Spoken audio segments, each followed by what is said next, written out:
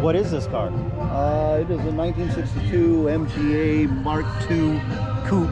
Okay. Which is a hardtop. Okay, so I do see. I thought it was a top that Movable top? No, It's not. this is actual hardtop, which made it a little bit rarer. There was like 1 in 10 of the MGA's hardtop, and most of them stayed over in Europe.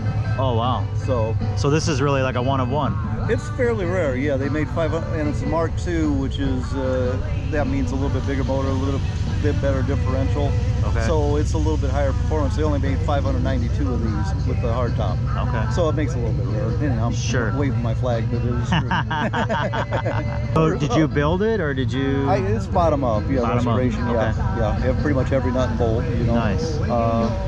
I jobbed out the transmission I didn't do, and the engine machining, but I rebuilt the short block and put the transmission in. I did the rest of the mechanical, suspension and the paint and the body. I did, and the interior. I did all that stuff. So when did you finish it? About a year and a half ago. A year and a half ago. Yeah. So one of our big questions is why this one? Like why? No real reason. Well, I mean, I don't know what you're saying. I know, but I lost my wife and I needed a project. I'd restored cars before. Sure. And a buddy of mine was in the British circle. Okay. I mean, I had never done a British car before, and he had some laying around. He was getting a little bit older, and he says, "I'm not going to get these couple done." Right. That's how I got this. So through relationships and knowing different people, you kind of stumbled into this option. Absolutely, yeah. Nice. And once you get, where's this going? That I'm saying things like that. We're a Bristol Automotive Parts in Bristol, Okay. Indiana.